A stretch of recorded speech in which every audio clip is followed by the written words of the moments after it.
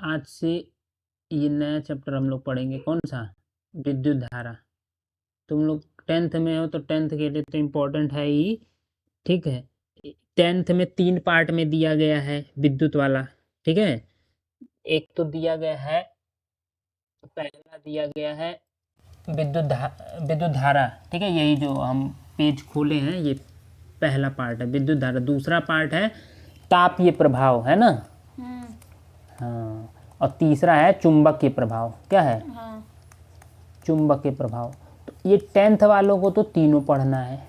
10th वालों को तो क्या है, इलेक्ट्रिक करंट भी पढ़ना है, हीटिंग इफेक्ट भी पढ़ना है और मैग्नेटिक इफेक्ट भी पढ़ना है, ठीक। चुंबकीय का मतलब मैग्नेटिक, प्रभाव का इफेक्ट। तापीय का मतलब हीटिंग, प्रभाव का मतलब इफेक्ट। विद्युत मतलब इलेक्ट्रिक, धारा मतलब करंट। ये मतलब इंग्लिश है, समझ ही गए होगे। तो इसमें से 10th को तो तीनों पढ़ना है 10th वालों को, लेकिन जो 7th वाले हैं, 8 वाले हैं, ठीक है, तो 7th 8 वालों को,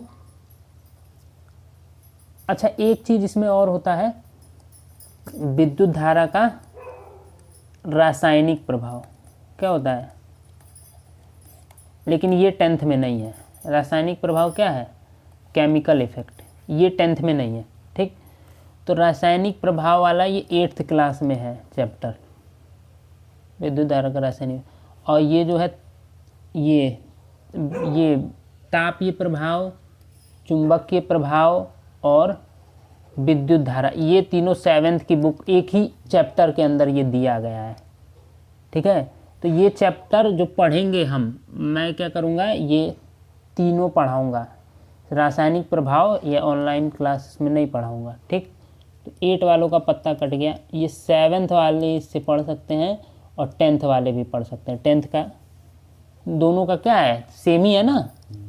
हाँ, 8 वालों का जो है वो अलग है, ये ना 7th में है ना ही 10th वाले में है, ठीक। ठीक है, तो अब पढ़ते हैं विद्युत धारा, इलेक्ट्रिक करंट। तो सबसे पहले विद्युत धारा का, पहले धारा, विद्युत की धारा को समझने से पहले विद्युत को समझना पड़ेगा, ठीक। या इसी को क्या बोलते हैं, विद्युत भी बोलते हैं, वैद्युत भी बोलते हैं, और इंग्लिश में इलेक्ट्रिसिटी बोलते हैं। क्या बोलते हैं? इलेक्ट्रिसिटी। और इलेक्ट्रिसिटी बस क्या है, एक एनर्जी है। कैसी एनर्जी है? इलेक्ट्रिक एनर्जी है। कैसी एनर्जी है? Electric energy. एनर्जी का मतलब ऊर्जा होता है। क्या होता है हिंदी में? ऊर्जा। इलेक्ट्रिक मतलब विद्युत या वैद्युत। तो इलेक्ट्रिसिटी विद्युत ऊर्जा है, ठीक है। अब ऊर्जा को समझ, ऊर्जा होती क्या है, पढ़े होगे पहले भी, लेकिन ध्यान से समझे नहीं होगे। पूछूं तो बताओ ऊर्जा क्या है, ठीक है। एनर्जी मतलब क्या, बताओ क्या बता रही थी? एनर्जी कोई भी कार्य करने की क्षमता को ऊर्जा कहते हैं। हाँ, कार्य करने की क्षमता को ऊर्जा कहते हैं। कार्य करने की क्षमता को ऊर्जा कहते हैं। मतलब आपका कहने का सेंस ये है, जो भी काम कहीं पे होगा तो उसमें ऊर्जा लग रही होगी, है ना। ठीक है, तो ऊर्जा नहीं, एक मिनट, आप कोई भी काम कर रहे हो, ठीक है, आप काम कर रहे हो तो उसमें क्या है, ऊर्जा लग रही। ऊर्जा आपके अंदर आई कहाँ से? भोजन करने से, खाना खा के, ठीक है। भोजन करने की ऊर्जा, जो आपने ऊर्जा की, मान लीजिए खाना खा के कुछ भी किया, किसी को थप्पड़ मार दिया, किसी के लात मार दी, यही करते हो तुम लोग। किसी को कोई क्रिकेट खेल दिया, कोई छक्का मार दिया, ठीक है। तो ये सब कौन सी ऊर्जा है? खाना खा दिया या फिर रनिंग कर दिए, कौन सी ऊर्जा है? रनिंग तो वो है, गतिज ऊर्जा है। अरे वो मैं पूछ नहीं रहा हूँ, गतिज स्थिति नहीं पूछ रहा हूँ मैं पूछ रहा हूँ ऊर्जा है कौन सी। वो तो गतिज स्थिति तो दूसरी ऊर्जा है। हाँ, कौन सी ऊर्जा है? पेशीय ऊर्जा है। सब चीजों में पेशीय ऊर्जा है। मस्कुलर, जो भी आप अपने थ्रू, ह्यूमन बीइंग या कोई भी एनिमल जो भी काम करता है तो किसके थ्रू करता है? कौन सी एनर्जी? मस्कुलर एनर्जी के, मशीन्स, हाँ वो मैकेनिकल एनर्जी। टीवी, जो भी टीवी में जब करंट आ रहा है तब ना, तो वहां तक तो इलेक्ट्रिक एनर्जी है। जो टीवी के अंदर की चीजें जो उसमें काम कर रही हैं वो मैकेनिकल एनर्जी बोली जाएंगी। कि बल्ब भी तो जो इसके अंदर है वो मैकेनिकल एनर्जी होगा। नहीं, बल्ब के अंदर वही होगा, इलेक्ट्रिक एनर्जी। क्यों? बल्ब के अंदर, ये वाले बल्ब के अंदर अंदर बोल सकते हो, जो ये आपका लाल वाला जो बल्ब होता है उसको क्या बोलते हैं, इनकैंडेसेंट बल्ब, उसके अंदर तो इलेक्ट्रिक एनर्जी आती है, वही हीट बन के लाइट, हीट वो जनरेट होता है ना उसके टंगस्टन में रेजिस्टेंस की वजह से, तो उसी वजह से वो गर्म होके लाल हो जाता है, वही लाल लाल से उजाला हो जाता है। तो इलेक्ट्रिक एनर्जी आई और हीट और लाइट एनर्जी में चेंज हो गई। लेकिन टीवी के केस में इलेक्ट्रिक एनर्जी आएगी, तो इलेक्ट्रिक एनर्जी टीवी के कई सारे कंपोनेंट्स हैं ना, उसमें जाएगी, उनको एनर्जी देगी। कौन सी? मैकेनिकल। और वो कुछ ना कुछ मैकेनिकली काम करेंगे, उसके बाद क्या कर देंगे, वो लाइट बनाएंगे, ठीक है, कलर्स प्रोड्यूस करेंगे, जिसकी वजह से हमको पूरा का पूरा पिक्चर दिखेगा, है ना। मतलब बोल सकते हो वो हमको डिटेक्ट करना पड़ेगा कौन सी एनर्जी कहाँ पे यूज। जैसे आपने बैटरी लगी होती है इसमें, आपकी व्हीकल्स में, टू व्हीलर में, दोपहिया वाहनों में बैटरी लगी होती है ना, तो वो बैटरी क्या कर रही है, इलेक्ट्रिक एनर्जी दे रही है, ठीक है। ये बैटरी छोड़ो, मान लो किक, हम लोग किक मारते हैं, इंजन स्टार्ट करते हैं, तो इंजन स्टार्ट की हमने, तो क्या होता है, इंजन स्टार्ट करते ही जो है हमने किक मारी, तो वो कैसी एनर्जी थी, मस्कुलर एनर्जी। हमने अपना लात का यूज किया, मस्कुलर एनर्जी। फिर जैसे ही किक मारी तो वहाँ पे मैकेनिकल एनर्जी का यूज हुआ ना, वो जो उसका जो किक है वो हिला, तो वो कैसी एनर्जी हो जाएगी, मैकेनिकल एनर्जी। हिलने के बाद वो क्या, अंदर इलेक्ट्रिक एनर्जी प्रोड्यूस हुई, और उस इलेक्ट्रिक एनर्जी की वजह से इंजन स्टार्ट हो गया और गाड़ी चल गई। तो एनर्जी क्या है, इसीलिए बोलते हैं energy neither be created nor be destroyed. Energy को ना ही बनाया जा सकता है, ना ही नष्ट किया जा सकता है। मतलब एनर्जी कहीं बनाया नहीं जा सकता, और ना ही नष्ट। एनर्जी क्या है, बस एक फॉर्म से दूसरे फॉर्म में ट्रांसफ़र की जा सकती है, चेंज होती रहती है एनर्जी। अब तुम कभी भी एनर्जी का बोलोगे बनी कहाँ से, तो तुम पहुँचते जाओगे और पीछे पीछे कोई ना कोई एनर्जी दूसरी एनर्जी में चेंज होती जा रही है। जैसे वही बाइक वाला ही एग्जांपल ले लो। बाइक में तुमने कहा कि भाई वो बाइक चल रही है, जो है वो पहिया घूम रहा है, तो मैकेनिकल एनर्जी है, कंपोनेंट कोई काम कर रहा है, मैकेनिक मशीन है ना, पहिया मशीन नहीं बोला जाएगा। और हाथ से हम उसको मुड़ाएंगे वो तो नहीं नहीं, हाथ वाला अभी छोड़ो, एक पहले समझो, पहिया घूम रहा है, ठीक है, साइकिल का नहीं, व्हीकल का, टू व्हीलर, बाइक का या फिर कार वगैरह का पहिया घूम रहा है, कौन सी एनर्जी है, मैकेनिकल है, क्योंकि वो उसका पार्ट है। नॉन लिविंग जो भी एनर्जी है वो मैकेनिकल एनर्जी बोल सकते हो, मशीन वाली एनर्जी मैकेनिकल एनर्जी चले। लेकिन वो पहिया घूम क्यों रहा है, क्योंकि अंदर वो जो इंजन चल रहा है उसी की वजह से ना घूम रहा है। तो इंजन कैसे चल रहा है, इलेक्ट्रिक एनर्जी की वजह से। और इलेक्ट्रिक एनर्जी उसको कहाँ से मिली, हमारी पैर जो हमने एक तो किक मारा उसकी वजह से, और उसके अंदर जो तेल भरवाया फ्यूल उसकी वजह से, ठीक है। तो किक मारा यानी कि वो इलेक्ट्रिक एनर्जी बनी किसकी वजह से, हमारे मस्कुलर एनर्जी की वजह से। मस्कुलर एनर्जी हमारे अंदर आई कैसे, क्योंकि हमने प्लांट की एनर्जी जो थी उसका यूज किया, ठीक है ना। तो प्लांट की एनर्जी को बोल सकते हो फूड एनर्जी बोल सकते हो, ठीक है। अब वो प्लांट ने भी वो भी ग्रो किया होगा, वो भी सीड से ग्रो किया होगा, ठीक है। तो मतलब एक चेन चलती जाएगी, एनर्जी जो है जो भी कहीं से बनी वो कहाँ से है, वो एक फॉर्म से दूसरे फॉर्म में चेंज होती गई, ठीक। तो अब इलेक्ट्रिक एनर्जी, ठीक, तो एनर्जी समझ गए आप, ज़्यादा एनर्जी में डीप मत जाओ, इलेक्ट्रिक एनर्जी समझ। इलेक्ट्रिक एनर्जी क्या, ऐसी एनर्जी जो भाई इलेक्ट्रॉन से जनरेट हुई हो, इलेक्ट्रॉन से आया है, इलेक्ट्रॉन से ही वर्ड बना है इलेक्ट्रिक।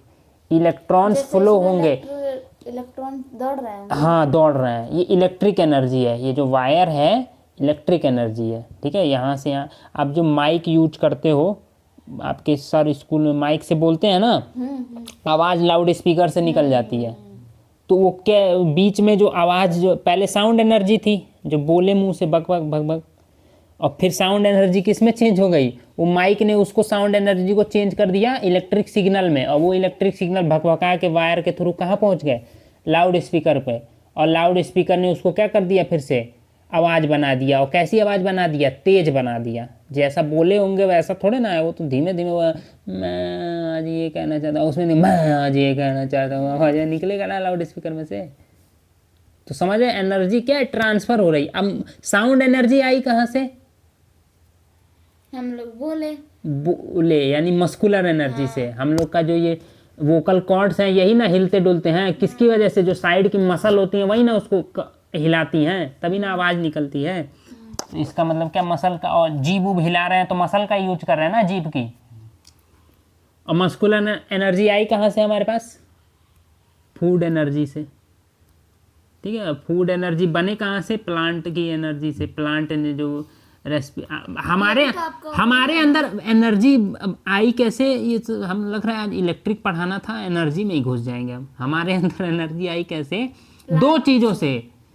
अभी जब वो चैप्टर पढ़ाएंगे पाचन वाला, डाइजेशन वाला, जो थोड़ा सा पढ़ाए थे, रेस्पिरेशन वाला, डाइजेशन और रेस्पिरेशन, इन दोनों को मिला के एनर्जी बनती है हमारी। मतलब हम लोग के पाचन, रेस्पिरेशन, और रेस्पिरेशन नहीं, डाइजेशन मतलब पाचन होता है, और रेस्पिरेशन मतलब श्वसन होता है। पाचन मतलब खाना खा के पचा उचा के उसको हमारे शरीर में सारे सेल तक पहुंचा देना, वो पाचन है।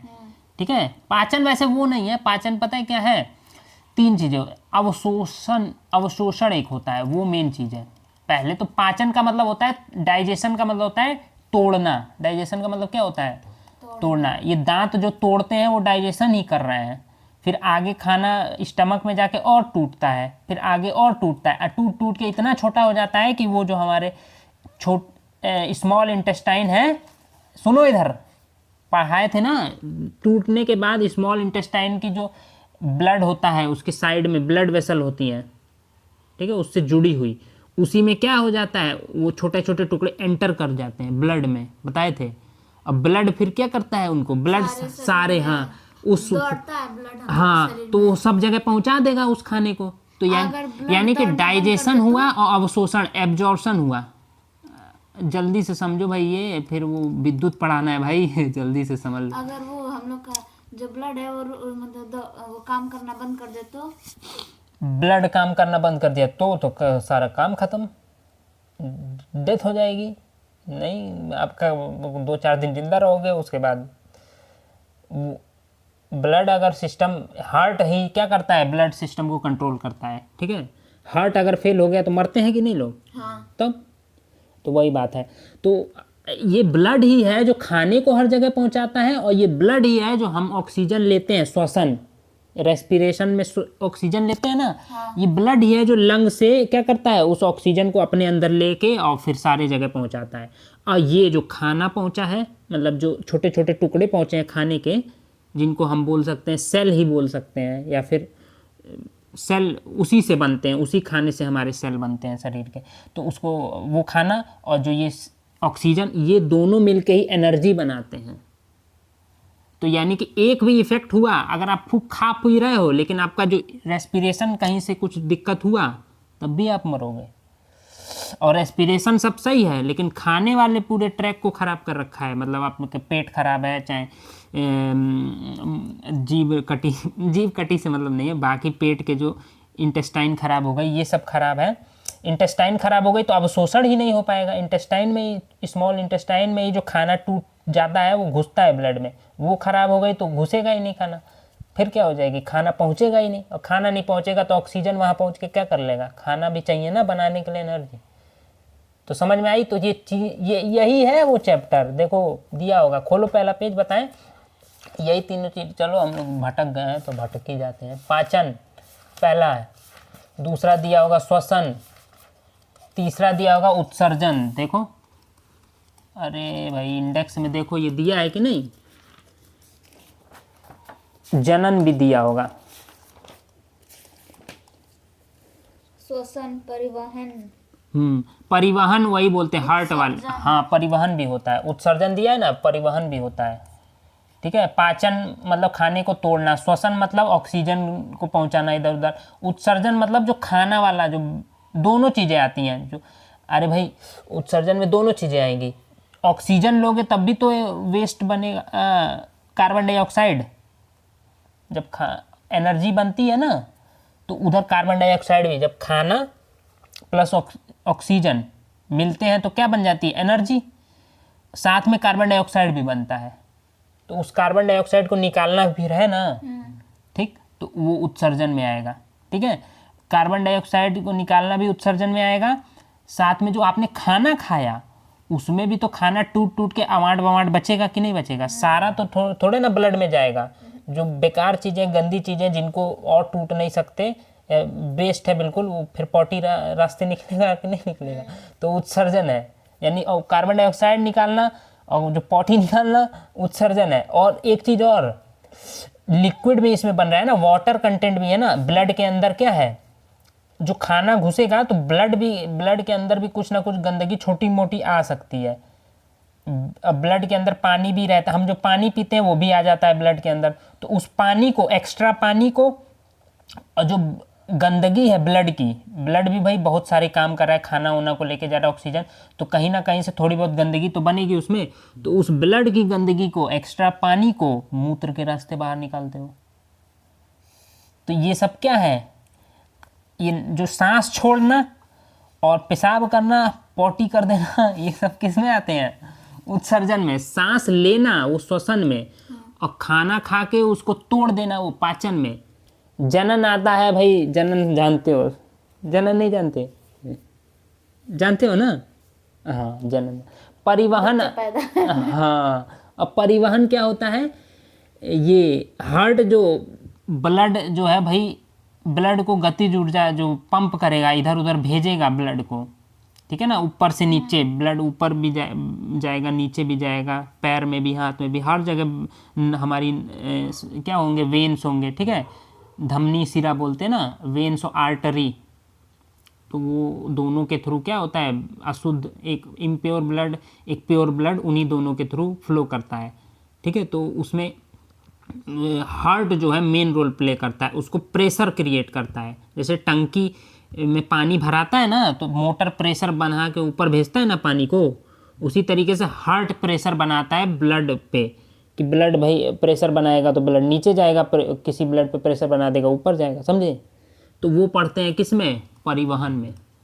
इसीलिए इसको बोलते हैं सर्कुलेशन, सर्कुलेट करता है, सर्कुलेटरी सिस्टम बोलते हैं। कौन सा सिस्टम, सर्कुलेटरी सिस्टम। इसको क्या बोलते हैं, रिप्रोड्यूस, दोबारा प्रोड्यूस करना अपने जैसे बच्चे, मतलब अपने जैसों को, तो रिप्रोडक्शन बोलते हैं। क्या बोलते हैं, रिप्रोडक्शन। उत्सर्जन मतलब एक्सक्रीशन, एक्स मतलब एग्जिट, बाहर करना, तो एक्सक्रीशन सब नाम में ही छुपा है। श्वसन, रेस्पिरेशन, रेस्पायर करना मतलब सांस लेना।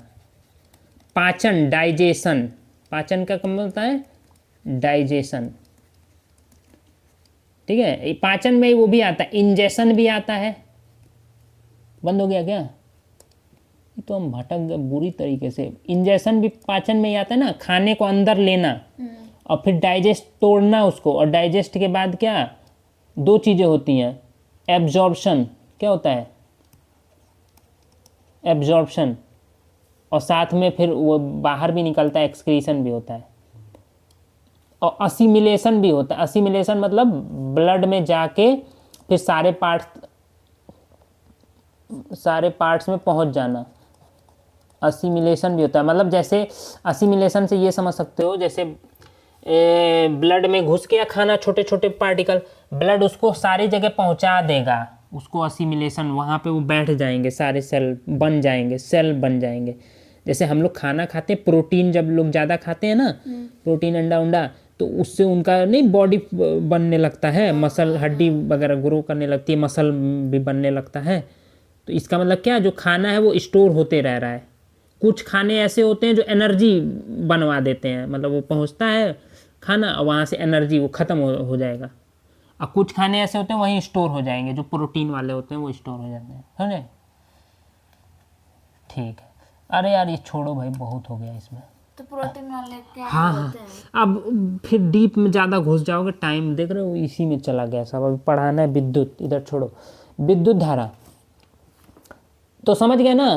एनर्जी कौन सी, विद्युत वाली, इलेक्ट्रिक एनर्जी, जो किससे होगी, इलेक्ट्रिक एनर्जी किससे जनरेट होगी, इलेक्ट्रॉन से, इलेक्ट्रॉन्स के फ्लो से। किससे, इलेक्ट्रॉन्स के फ्लो से, ठीक है। ठीक मतलब ये एक तरीके से समझ सकते हो कि इलेक्ट्रिसिटी, जो इलेक्ट्रिक एनर्जी है, वो इलेक्ट्रॉन्स को क्या करवाती है, फ्लो करवाती है। जैसे मोटर जो है क्या करता है, हमारे पानी को फ्लो करवाता है कि नहीं, उसी तरीके से जो इलेक्ट्रिक एनर्जी है या इलेक्ट्रिसिटी है, ये इलेक्ट्रॉन्स को फ्लो करवाता है। और जब इलेक्ट्रॉन्स फ्लो होते हैं तो क्या, वो इलेक्ट्रिक करंट पैदा करते हैं। और इलेक्ट्रिक करंट जब पैदा करते हैं तो वो क्या करती है, फिर जो हमारे अप्लायंसेस जहाँ जहाँ उसका यूज हो सकता है वहाँ वहाँ यूज कर सकते हैं। उसका हम हीटिंग इफेक्ट भी कर सकते हैं, जैसे हीटर में यूज कर सकते हैं। पानी गर्म करने वाला जो होता है इंडक्शन, इंफ्रारेड वाला जो होता है, जो लाल लाल, वो हीटर बोल सकते हो। पहले भी हीटर ही मैं बोला था, अच्छा हीटर बोला था। गीजर, प्रेस, आयरन, ये सब क्या है, हीटिंग इफेक्ट है ना। बल्ब हीटिंग इफेक्ट है, लाल वाला, गर्म हो गए तभी ना वो, ठीक है। इन सब में यूज कर सकते हैं। तो इलेक्ट्रिसिटी समझ में आ गया। अब अच्छा इलेक्ट्रॉन्स जो होते हैं इन पे निगेटिव चार्ज होता है। क्या होता है, निगेटिव चार्ज। तो एक्चुअल में जब हम पढ़ते हैं इलेक्ट्रिक करंट के बारे में, किसके बारे में, इलेक्ट्रिक करंट के बारे में, तो हम ये नहीं बोलते हैं कि इलेक्ट्रॉन्स फ्लो कर रहे हैं, हम बोलते हैं चार्ज फ्लो कर रहा है। क्या फ्लो कर रहा है, चार्ज फ्लो कर रहा है। अब वो कोई भी चार्ज हो सकता है, वो क्या हो सकता है, प्लस हो या माइनस, हाँ वो चार्ज फ्लो, लेकिन एक्चुअल में क्या करता है, माइनस ही करता है। क्यों, क्योंकि जितने भी नॉन लिविंग चीज़ हैं उनका जो एटम है, यानी जो परमाणु है, ठीक है, उनके परमाणु का स्ट्रक्चर ऐसे होता है, न्यूक्लियस, जिसके अंदर प्रोटॉन पॉजिटिव चार्ज वाला, प्लस चार्ज वाला, और न्यूट्रॉन अंदर न्यूक्लियर फोर्स की, न्यूक्लियर एनर्जी के बंधे रहते हैं अंदर, वो हिल डुल नहीं सकते। तो यानी ये जो प्रोटॉन का पॉजिटिव चार्ज है ये तो जा ही नहीं सकता भाई, तो ये चलेगा क्या। जो बाहर इलेक्ट्रॉन्स हैं वो ना मूवमेंट कर सकते हैं, जो बाहर के इलेक्ट्रॉन्स हैं ये फ्री हो सकते हैं। इनको फोर्स लगाया, वैसे ये इन पे भी फोर्स है, लेकिन इन पे बाहर से कहीं से मैंने धक्का मारा तो ये सरक सकता है कि नहीं, ठीक है, लेकिन ये लोग नहीं सरक सकते। जैसे कोई बॉल है, उसके ऊपर जो गंदगी है उसको ना आप झाड़ के झाड़ू से साफ कर सकते हो, बॉल के अंदर से नहीं ना कुछ झाड़ झूड़ सकते। तो वही चीज़ है, समझ गए बन। तो एक्चुअल में जो इलेक्ट्रिक करंट बन रहा है वो किसके फ्लो से बन रहा है, इलेक्ट्रॉन्स के फ्लो से। लेकिन हम लोग पढ़ाई में यूज करते हैं कि फ्लो ऑफ चार्जेस, क्या बोलते हैं, flow of charges, charges per unit time, per unit time is current. मतलब कहने का सेंस ये है कि कोई भी वायर है, ठीक है, मान लो एक पॉइंट ले लेते हैं, ये पॉइंट है, ठीक है, एक सेकंड में, यानी यूनिट का मतलब होता है एक, और टाइम का यूनिट होता है सेकंड। यूनिट टाइम्स का मतलब क्या मान सकते हैं, एक सेकंड मान सकते हैं, एक घंटा भी मान सकते हैं, एक मिनट भी, लेकिन SI यूनिट सेकंड होता है तो सेकंड लेते हैं। तो एक सेकंड में जितना चार्ज फ्लो हो जाए, किसी एक पॉइंट से ही मान लेते हैं कि यहाँ से जितना चार्ज फ्लो हो जाए उसी को क्या बोलेंगे, करंट बोलेंगे।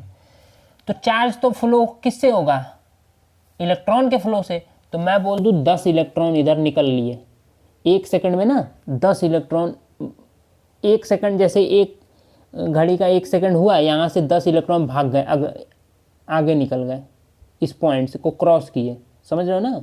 जैसे अरे गाड़ी का एग्जांपल ले लो, यहाँ पे मैं खड़ा था और ये रोड था, तो रोड पे गाड़ियाँ चल रही थी, तो एक सेकंड के अंदर या एक मिनट के अंदर ही यहाँ से मैंने देखा एक मिनट में 3-4 बसें गई हैं, या मैं बोल दिया एक सेकंड, एक मिनट के अंदर, अभी अभी मैंने देखा एक मिनट के अंदर 10 बोलेरो यहाँ से गए, लगता है किसी की बारात जा रही थी, हो सकता है कि नहीं। तो उसी तरीके से यहाँ पे इलेक्ट्रिक करंट में भी समझ सकते हो कि एक सेकंड में 10 इलेक्ट्रॉन यहाँ, मुझे तो 5-6 तो गाड़ी एक ही सेकंड में दिख जाएंगी। कौन आ जाएगा BM, DM 10 इलेक्ट्रॉन क्या गए एक सेकंड में इस पॉइंट से गुजरे, तो हमारा क्या हो जाएगा, 10 इलेक्ट्रॉन्स पे जितना चार्ज गया एक सेकंड में, वही क्या बन जाएगा हमारा करंट। यानी कि करंट का फॉर्मूला क्या होता है, करंट को बोलते हैं I से, I = Q by T. Q का मतलब होता है चार्ज और टी का मतलब होता है टाइम और आई का मतलब होता है करंट। मतलब इलेक्ट्रिक करंट अगर हमको निकालना है तो हमको ये निकालना पड़ेगा कि 1 सेकंड में उस पॉइंट से या जो भी चीज़ है वो वहाँ से एक वायर हो सकता है, ठीक है, वहाँ से 1 सेकंड में कितना चार्ज गुजरा, वही हमारा करंट बता देगा। अरे बात समझ में? तो चार्ज गुजरा कैसे पता करोगे? जब आपको पता चलेगा कि इलेक्ट्रॉन्स कितने गुजरे तब ना पता करोगे चार्ज, ठीक है, चार्ज का अमाउंट। तो उसी से दूसरा फॉर्मूला निकल जाता है, Q इक्वल्स टू एन ई।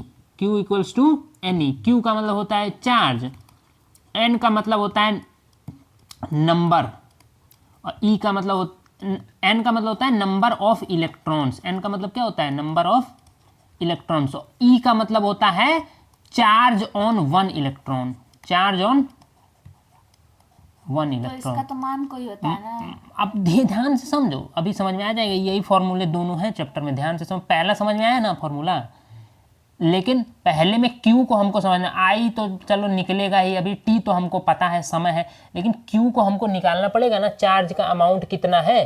तो चार्ज का अमाउंट निकलेगा इस फॉर्मूले से, Q equals to N E. मतलब कहना क्या चाह रहा है, इसका E का मतलब है एक इलेक्ट्रॉन पे चार्ज कितना है, ठीक है, इनटू इलेक्ट्रॉन्स टोटल कितने हैं, दोनों की मल्टीप्लाई हो जाएगी तो हमको चार्ज पता चल जाएगा। इसको ऐसे समझ सकते हो कि ये जो हमारा है, मैं खड़ा हूँ इस पॉइंट पे और यहाँ से ये जो है रोड है, और यहाँ से रोड पे से 1 मिनट के अंदर 10 गाड़ी गई। कितनी गाड़ी गई? 10 गाड़ी, ठीक है। और हर एक गाड़ी पे सारी गाड़ी जो है बोलेरो थी और हर एक गाड़ी में 6-6 लोग भरे थे। कितने लोग भरे थे? 6-6 लोग। तो कुल कितने यहाँ से पास हुए लोग 1 मिनट के अंदर? लगाओ दिमाग, सिंपल है यार, जल्दी बताओ। अरे मैं बोला 1 मिनट के अंदर 10 गाड़ी पास हुई, 10 बोलेरो, और हर एक बोलेरो में 6 लोग थे।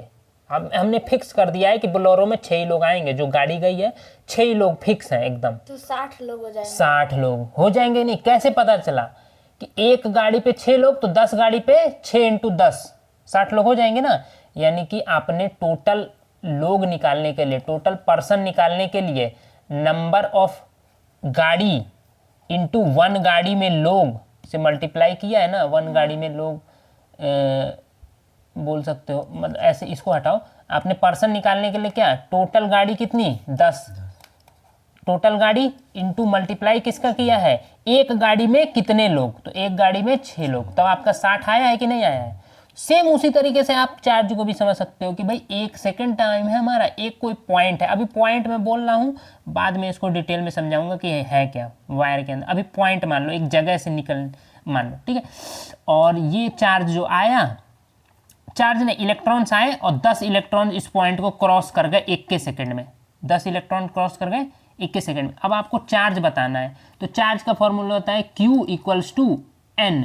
एन मतलब संख्या, नंबर ऑफ इलेक्ट्रॉन, कितने इलेक्ट्रॉन। जैसे इसमें पूछ रहे थे कितनी गाड़ी, तो 10 लिखे थे यहाँ पे। इसमें क्या पूछूंगा, कितने इलेक्ट्रॉन्स, तो कितने इलेक्ट्रॉन्स, 10 इलेक्ट्रॉन। बोलूंगा कि नहीं। फिर मैं पूछ रहा था इसमें पर्सन में कि एक गाड़ी में कितने अटते हैं लोग, हमने वो फिक्स कर दिया है यहाँ, क्योंकि हमको ये समझना है ना, क्योंकि ये वाला समझने के लिए फिक्स करना पड़ेगा, ठीक है। तो हमने फिक्स कर दिया कि ऐसी गाड़ी है जिसमें 6 ही लोग आते हैं। वही सेम गाड़ी 10 गो गई हैं, उस गाड़ी में 6 ही, सारी की सारी जो 10 गई हैं सेम तरीके की गाड़ी हैं, उनमें 6 ही लोग आटते हैं। तो हमने उस 6 लोग की मल्टीप्लाई की नहीं की। तो उसी तरीके से ये जो 10 इलेक्ट्रॉन हैं जो गए हैं, ये मान लो ये जो 10 इलेक्ट्रॉन, हर एक इलेक्ट्रॉन ने कुछ अमाउंट ऑफ चार्ज अपने ऊपर ढो के लेके जा रहा है। जैसे ये गाड़ी 6 लोग को ढो के लेके गई, उसी तरीके से हर एक इलेक्ट्रॉन, 10 इलेक्ट्रॉन टोटल गुजरे, हर एक इलेक्ट्रॉन अपने ऊपर कुछ कूलाम्ब चार्ज ढो के लेके गया। जैसे ये लोग ढो के लेके जा रहे थे, हर इलेक्ट्रॉन चार्ज ढो के लेके जाएगा। समझे बात। तो वो चार्ज जो होता है, मैंने बोला ना, ये लिखा है ना, चार्ज ऑन 1 इलेक्ट्रॉन, मतलब एक इलेक्ट्रॉन ने कितना चार्ज अपने ऊपर ढो के लेके गया, मतलब एक इलेक्ट्रॉन के ऊपर कितना चार्ज बैठा था, उसी को ई बोलते हैं। और इसकी वैल्यू होती है कितनी, इलेक्ट्रॉन की वैल्यू होती है ई की 1.6 इंटू 10⁻⁻19 कूलम्ब। है बात समझ में? ये इसकी वैल्यू होती है। तो यही वैल्यू ना मैं पुट करूंगा, एक इलेक्ट्रॉन इतना चार्ज लेके जा रहा है तो हम एक ही का लिखेंगे ना, जैसे इसमें एक गाड़ी 6 लोगों को बैठा सकती थी, 6 लिखे थे, तो एक इलेक्ट्रॉन इतना चार्ज लेके जा सकता है, तो यही ना यहाँ पे लिखेंगे। अरे बात समझ में? अब इसको मल्टीप्लाई कर देंगे तो कूलम्ब में हमारा चार्ज निकल जाएगा ना। इसको 1.6 की 10 से करोगे तो ये 16 हो जाएगा, 16 इंटू 10⁻19 हो जाएगा। अरे बात समझ में? इतनी चीज आपको समझ में आ गई ना। तो ये फॉर्मूला यहीं से निकला, ये निकला ना Q बराबर एन ई, यहीं से निकला, n 10 और E का वैल्यू यहाँ रख दिया, Q बराबर एन ई। तो ये दोनों फॉर्मूले समझ में आए, Q बराबर एन ई और I इक्वल्स टू Q/T। समझ में? इस पे बेस क्वेश्चन अगर हम दे, आपको पहले करवाए भी थे, इस पे बेस क्वेश्चन करवाए थे ना। हाँ, तो इस पे बेस क्वेश्चन भी बनते हैं। आपको दे देगा, दो चीज़ें दे देगा, नंबर ऑफ इलेक्ट्रॉन्स दे देगा, इतने पास हुए, और आपको निकालना है चार्ज कितना हुआ, तो आप निकाल दोगे नंबर ऑफ इलेक्ट्रॉन्स की, एक चार्ज का वैल्यू आपको पता है, एक इलेक्ट्रॉन पे कितना चार्ज होता है, मल्टीप्लाई करके निकाल दोगे टोटल चार्ज। ठीक, उसी तरीके से इसका भी तो करंट इसका वो फार्मूला तो होता है ना कि नंबर ऑफ इलेक्ट्रॉन, एक इलेक्ट्रॉन का मान इतना होता है।